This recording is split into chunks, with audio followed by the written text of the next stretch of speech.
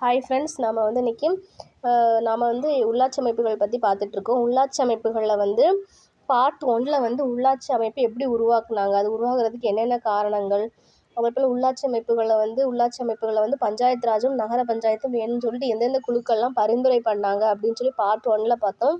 அப்புறமா பார்ட் 2ல் என்ன பார்த்தோன்னா, தமிழ்நாட்டில் பஞ்சாயத்து ராஜ் சட்டம் எப்படி உருவாக்குனாங்க, அந்த சட்ட திருத்தத்தினுடைய எக்ஸ்ப்ளனேஷன்ஸ், அதோட பகுதிகள் எல்லாமே பார்த்தோம்.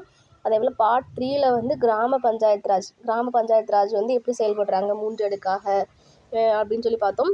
அதேபோல் இப்போ நம்ம பார்ட் 4ல் என்ன பார்க்கலாம்னா, நகர்ப்புற உள்ளாட்சி, அதாவது நகர பஞ்சாயத்துகள் நமக்கு எப்படி செயல்படுறாங்க, அவங்களுடைய பதவிக்காலம், நகர பஞ்சாயத்துகளில் என்னென்ன உறுப்பினர்கள்லாம் இருப்பாங்க, அவங்க எப்படி தேர்ந்தெடுக்கப்படுறாங்க, எல்லாமே நம்ம இன்றைக்கி நகர்ப்புற பஞ்சாயத்து ராஜில் பார்க்கலாம். ஓகேவா? நகர்ப்புற உள்ளாட்சி இதோட விதி என்னன்னா, 1992 74வது சட்ட திருத்தம் பகுதி 9A அட்டவணை 12ல் நகர்ப்புற பஞ்சாயத்து ராஜை பற்றி சொல்கிறாங்க. இப்போது அதாவது நகர்ப்புற பஞ்சாயத்தை பற்றி கூறக்கூடிய விதிகள் என்னென்னா, 243 P2, 243 ZG. அதே போல் அங்கே கிராம பஞ்சாயத்துக்கு 243 to 243 P வரைக்கும். இது அதோட கண்டினியூஸாக அப்படியே வருது. பாருங்க, 243 P2, 243 ZG. சரிங்களா? அதே போல் கிராம பஞ்சாயத்துகளில் 23 பணிகளை பற்றி சொல்கிறாங்க. அதே போல் நகர்ப்புற பஞ்சாயத்தில் 18 பணிகளை சொல்கிறாங்க. இது இம்பார்ட்டன்ட். சரிங்களா?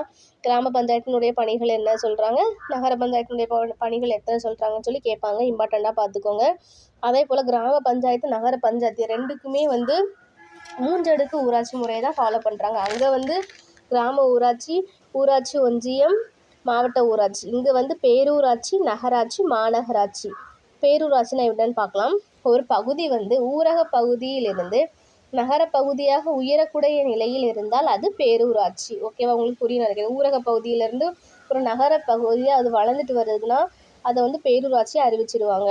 நகராட்சிக்கும் ஊராட்சிக்கும் இடைப்பட்ட நிலை, அதாவது நகராட்சி ஊராட்சி இல்லை, ஊராட்சியிலேருந்து கொஞ்சம் இம்ப்ரூவ் ஆகி நகராட்சிக்கு இடையில இருக்குது, அதான் பேரூராட்சி. அதே போல் அந்த ஒரு பேரூராட்சியை அறிவிக்கணும்னா அங்குள்ள மக்கள் தொகை 10,000க்கு அதிகமாக இருக்கணும். அதே போல் பேரூராட்சி சிறு சிறு பகுதிகளாக பிரிக்கப்பட்டு அதை வார்டுகள்னு சொல்லுவாங்க. அதே போல் ஒவ்வொரு வார்டுக்கும் ஒரு வார்டு உறுப்பினரை தேர்ந்தெடுப்பாங்க. சரிங்களா? அந்த வார்டு உறுப்பினர்களை தேர்ந்தெடுக்கிறதுக்கு 3ல் 1 பங்கு பெண்களுக்கு இடஒதுக்கீடு கொடுக்குறாங்க. அதே போல் பேரூராட்சி தலைவர் உறுப்பினர்களை எல்லாருமே மக்கள் நேரடியாகவே தேர்ந்தெடுக்கப்படுறார்களா? சரிங்களா? பேரூராட்சி தலைவர் உறுப்பினர்கள் 2 பேருமே மக்களால் நேரடியாக தேர்ந்தெடுக்கப்படுவாங்க. அவங்களுடைய பதவிக்காலம் 5 ஆண்டுகள். அதே போல் பேரூராட்சியின் நிர்வாக தலைவர் யாருன்னா செயல் அலுவலர் அப்படின்னு சொல்லுவாங்க. இவங்க என்ன பணிகள்லாம் மேற்கொள்கிறாங்கன்னா, குடிநீர் வழங்கல், வடிகால், தூய்மை. மேக்ஸிமம் எல்லாருக்குமே குடிநீர் வழங்கல் வரும். சரிங்களா? அதை பார்த்துக்கோங்க. அதே போல் இந்தியாவில் முதல் பேரூராட்சி நம்ம தமிழ்நாட்டில் தான் அறிமுகம் பண்ணாங்க. இது ரொம்ப ரொம்ப இம்பார்ட்டன்ட். சரிங்களா? அப்போ பேரூராட்சியில் என்னது ஃபஸ்ட்டு பேரூராட்சி முதல் பேரூராட்சி தமிழ்நாட்டில் தான் அறிமுகம் பண்ணாங்க. ஓகேவா? இப்போ பேரூராட்சியை பொறுத்த வரைக்கும் என்ன இம்பார்ட்டன்ட், 10,000க்கு அதிகமாக மக்கள் தொகை இருந்தாங்கன்னா அதை பேரூராட்சியை அறிவிச்சிடுவாங்க. அதே போல் பேரூராட்சியை ஒவ்வொரு வார்டாக பிரித்து கொடுப்பாங்க. ஒவ்வொரு வார்டுக்கும் ஒரு வார்டு உறுப்பினரை தேர்ந்தெடுப்பாங்க. அதில் பெண்களுக்கு இடஒதுக்கீடு கொடுக்குறாங்க. 3ல் 1 பங்கு பெண்களுக்கு இடஒதுக்கீடு கொடுக்குறாங்க. அதே போல் பேரூராட்சி தலைவரையும் உறுப்பினர்களையும் மக்கள் தான் நேரடியாக ஓட்டு போட்டு தேர்ந்தெடுக்கிறாங்க. அப்புறம் இவங்களுடைய நிர்வாக தலைவர் யாருன்னா செயல் அலுவலர் அப்படின்னு சொல்லுவாங்க. இந்தியாவிலே ஃபஸ்ட்டு முதல் பேரூராட்சி நம்ம தமிழ்நாட்டில் தான் அறிமுகம் பண்ணாங்க. அப்புறம் நகராட்சி. ஓகேவா? 1 லட்சத்துக்கு அதிகமாக மக்கள் தொகை இருந்தாங்கன்னா அதை நகராட்சியாக அதாவது நகராட்சியாக அறிவிச்சிடுவாங்க. அங்கே நகரசபை தலைவர், பகுதி உறுப்பினர்கள்லாம் கவுன்சிலர்னு சொல்லுவாங்க. அதாவது நம்ம ஊரில் சொல்லுவாங்க கவுன்சிலர், அந்த மாதிரிலாம் நம்ம சொல்லுவாங்க.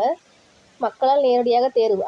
அதே போல் தான் அங்கேயும் பேரூராட்சி தலைவரையும் உறுப்பினர்கள் மக்கள் நேரடியாக தேர்ந்தெடுக்கிறாங்க. அதே போல் தான் நகராட்சியிலையும் நகரசபை தலைவரையும் பகுதி உறுப்பினர்களையும் மக்கள் தான் நேரடியாக தேர்வு பண்ணுறாங்க. பதவி பிரமாணம் செய்து வைப்பவர் துணை ஆணையர். ஓகேவா? அதே போல் தமிழ்நாட்டில் அனைத்து மாவட்டத்திலையும் நகராட்சி கிடையாது. நகராட்சி என அறிவிக்கும் உரிமை மாநில அரசுக்கு மட்டும்தான் உண்டு. சரிங்களா? இப்போ நகராட்சின்னு சொல்லி ஒரு நகராட்சின்னு சொல்லி ஒரு ஊரை அறிவிக்க போகிறாங்கன்னா அது மாநில அரசு தான் முடிவெடுத்து இதை நம்ம நகராட்சியாக அறிவிக்கலாம். இவங்க மக்கள் தொகை இப்படி இருக்குது, அதே போல் இந்த மாதிரி வளர்ந்துட்டு வருதுன்னு சொல்லி மாநில அரசு தான் முடிவெடுத்து அதை நகராட்சியாக அறிவிப்பாங்க. பதவிக்காலம் 5 years தான். அதே போல் 30% பெண்களுக்கு இடஒதுக்கீடு கொடுக்குறாங்க. ஆனால் இப்போ வந்து 50% சொல்லி கொஞ்சம் இம்ப்ரூவ் பண்ணியிருக்காங்கன்னு. ஆனால் நமக்கு புக்கில் வந்து 30% தான் கொடுத்துருக்காங்க. ஓகேவா? நீங்கள் வந்து ஆப்ஷன் பொறுத்து போடுங்க. அதே போல் இயர்லி ஒன்ஸ் நகர சபை கூட்ட வேண்டும். ஓகேவா? நகராட்சிக்கு வந்து நகர சபை வந்து இயர்லி ஒன்ஸ் கண்டிப்பாக கூட்டணும்னு சொல்கிறாங்க. தமிழ்நாட்டில் முதல் நகராட்சி வந்து வாலாஜாபேட்டை, வேலூர். அப்போ தமிழ்நாட்டில் வந்து முதல் நகராட்சி எங்கே உருவாக்குனாங்கன்னா வேலூர் மாவட்டத்தில் இருக்கக்கூடிய வாலாஜாபேட்டை.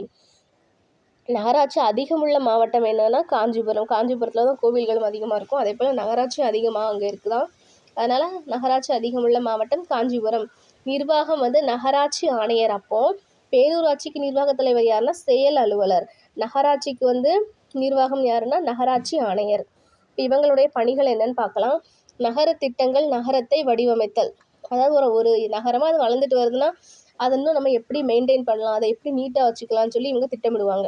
இன்னும் ஒரு நகரம் இருக்குன்னா அதுக்கு எப்படி பண்ணலாம். அதே போல் குடிசை பகுதிகளை மேம்படுத்துதல், தரம் உயர்த்துதல். அதான் நகரமாக ஆகிட்டு வருதுன்னா குடிசையே இருக்கக்கூடாது. அதனால் குடிசை பகுதிகளெல்லாம் வந்து நம்ம மேம்படுத்தணும், அதோட தரத்தை உயர்த்தணும். நகர்ப்புற வறுமை ஒழிப்பு, வறுமையே மக்களுக்கு இருக்கக்கூடாது. சாலைகள் மற்றும் பாலங்களை பராமரித்தல், சாலைகள் பராமரிப்பு. அதே போல் சுடுகாடு மற்றும் இடுகாடு மைதானம் பராமரிப்பு. அதே போல் சுடுகாடு இடுகாடுலாம் இருக்குல்ல, அங்கெல்லாம் வந்து அவங்க பராமரிக்கணும். அப்புறம் பிறப்பு இறப்பு பதிவுகளை விவரங்களை சேகரித்தல். நகர்ப்புற காடுகள் மற்றும் சுற்றுச்சூழல் பாதுகாப்பு. அப்புறம் பேருந்து நிறுத்தமிடம், கழிவறை, சாலை விளக்கு பராமரிப்பு. ஓகேவா?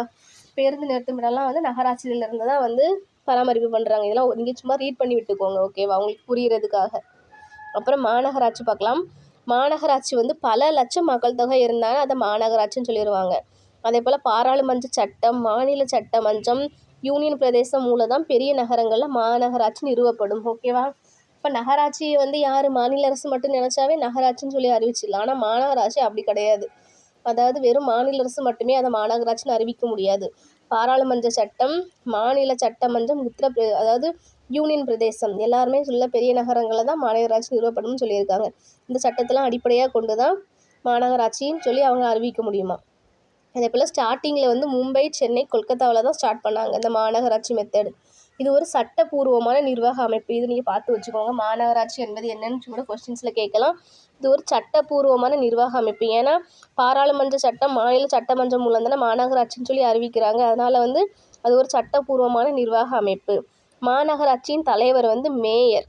இவரோட பணி என்னன்னா அரசுக்கும் உறுப்பினருக்கும் இடையே பாலமாக செயல்படுத்துதல், மாநகராட்சி குழு கூட்டத்தின் தலைமை வகித்தல், வெளிநாட்டு பிரமுகரை வரவேற்தல். ஓகேவா?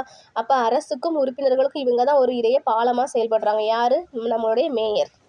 நிர்வாக அலுவலர் யாருன்னா மாநகராட்சி ஆணையர். அப்போ பேரூராட்சிக்கு நிர்வாக அலுவலர் செயல் அலுவலர், நகராட்சிக்கு நகராட்சி ஆணையர், அதே போல் மாநகராட்சிக்கு வந்து மாநகராட்சி ஆணையர். ஓகேவா? இந்த மாநகராட்சி ஆணையரை எப்படி செலக்ட் பண்ணுறாங்கன்னா இந்திய ஆட்சிப்பணி, அதாவது ஐஏஎஸ் ஒருத்தரை தான் வந்து தேர்ந்தெடுத்து மாநகராட்சி ஆணையராக போடுறாங்க. ஏன்னா இது ஒரு பெரிய பதவிங்கிறதுனால, அதாவது ஒரு சட்டப்பூர்வமான அமைப்பு வேறு. அதனால வந்து தான் மாநகராட்சி ஆணையரை ஒரு ஐஏஎஸ் அதிகாரியாக எடுத்து போடுறாங்க. ஐஏஎஸ் அதிகாரி ஒருவரை நியமிக்கிறாங்க. மாநகராட்சி சபையின் தீர்மானங்கள் இவரால் செயல்படுத்தப்படும். பாருங்கள், மாநகராட்சி சபையினுடைய தீர்மானங்களே இவரால் தான் செயல்படுத்தப்படுமா. அதே போல் மாநகராட்சி அலுவலகம் இவர் செயல்பாடுகளுக்கு உதவும். மாநகராட்சி அலுவலராக தான் மாநகராட்சி ஆணையர் இருப்பாங்க. பதவிக்காலம் வந்து எல்லாத்துக்குமே 5 years தான். அப்போ பேரூராட்சி, நகராட்சி, மாநகராட்சியில் உள்ள தலைவர்களுக்கு, உறுப்பினர்களுக்கு எல்லாமே வந்து பதவிக்காலம் 5 years தான். இந்தியாவில் பழமையான மற்றும் முதலில் உருவாக்கிய மாநகராட்சி என்னதுன்னா சென்னை. 1688 பிரிட்டிஷ்காரங்க தான் வந்து ஃபஸ்ட்டு நம்ம இந்தியாவுக்குள்ளேயே ஃபஸ்ட்டு சென்னையை வந்து ஒரு மாநகராட்சி அறிவிச்சிருப்பாங்க. மாநகராட்சி தலைவர் மேயரும் நகராட்சி தலைவரையும் வந்து நேரடி தேர்தல் மூலம் மக்களால் தேர்ந்தெடுக்கப்படுகிறார்கள். ஆனால் புக்கில் வந்து நமக்கு நேரடி தேர்தலான்னு சொல்லி போட்டிருப்பாங்க. ஆனால் இப்போ வந்து நம்மளுடைய மேயரை வந்து எப்படின்னா அரசியல் கட்சி தலைவர்களே சேர்ந்து அவங்க வந்து மேயரை வந்து தேர்ந்தெடுக்கிறாங்க. அப்புறம் மாநகராட்சி துணைத் தலைவர், நகராட்சி துணைத் தலைவரை வந்து அந்தந்த பகுதி உறுப்பினர்கள், வார்டு உறுப்பினர்கள் தேர்ந்தெடுக்கப்படுறாங்க. தற்போது நமக்கு 21 மாநகராட்சிகள் இருக்குது. ஓகேவா? அது என்னென்ன மாநகராட்சிகள்னு பார்க்கலாம். சென்னை, மதுரை, கோவை, திருச்சி, சேலம், நெல்லை, ஈரோடு, வேலூர், தூத்துக்குடி, திருப்பூர், திண்டுக்கல், தஞ்சை, ஓசூர், நாகர்கோவில், ஆவடி, தாம்பரம், காஞ்சிபுரம், கரூர், கடலூர், கும்பகோணம், சிவகாசி. இப்போ நமக்கு 21 மாநகராட்சிகள் தற்போது இருக்குது. இவங்களுடைய பணிகள் என்னென்னா மாநகராட்சி பள்ளிகள், சாலைகள் மேம்பாலம் பராமரிப்பு, திடக்கழிவு மேலாண்மை, சந்தைகள் அமைத்தல். இப்போ நமக்கு மாநகராட்சியில் வந்து மாநகராட்சி பள்ளிகளும் திடக்கழிவு மேலாண்மையும் கொஞ்சம் டிஃப்ரெண்ட்டாக வந்துருக்கனால அதை பார்த்துக்கோங்க. ஒரு டைம் ரீட் பண்ணிக்கோங்க. இது 3மே வந்து அதாவது இந்த நகர்ப்புற பஞ்சாயத்து வந்து நமக்கு எல்லாமே நம்ம ஊரில் நடக்கக்கூடிய செயல்களாக தானே இருக்குது. பேரூராட்சி அங்கே கவுன்சிலர் இருப்பாங்க அந்த மாதிரி. அதே போல் நீங்கள் வந்து எல்லாமே பார்த்துக்கோங்க. நகராட்சிக்கு வந்து கவுன்சிலர் வருவாங்க. அந்த மாதிரி நம்ம இந்த வேர்டெலாம் அடிக்கடி காதில் கேட்டிருப்போம். ஆனால் நமக்கு எது எதில் வரும்னு தெரியாது. நீங்கள் பணிகள்லாம் சும்மா ரீட் பண்ணி விட்டுக்கோங்க. அதே போல் நகர்ப்புற பஞ்சாயத்தே சொல்லக்கூடிய அந்த விதிகள்லாம் இருக்குல்ல, விதிகள் சட்டத்திருத்தம் எந்த அட்டவணையில் இருக்குது, எந்த பகுதிகளில் இருக்குது, எல்லாமே நீங்கள் பார்த்து வச்சுக்கோங்க. நீங்கள் ஃபஸ்ட்டு எல்லாம் படிக்கிறதுக்கு முன்னாடி நீங்கள் அட்டவணையும் பகுதிகளும் நீங்கள் பாலிட்டியை பொறுத்த வரைக்கும் படிச்சுக்கோங்க. அப்போ நமக்கு ரொம்பவே ஈஸியாக இருக்கும். உள்ளே போய் படிக்கும்போது ஆமாம் இப்போ பகுதி 9A தான் வந்து நம்ம முன்னாடியே படித்தோம், நகர்ப்புற பஞ்சாயத்து அங்கே தான் இருக்குது அப்படின்னு சொல்லி நமக்கு படிக்க ரொம்பவே ஈஸியாக இருக்கும் ஃப்ரெண்ட்ஸ். நம்ம போக போக சிலபஸ் வைஸ் மற்ற கிளாஸஸ்லாம் பார்க்கலாம். தேங்க்யூ.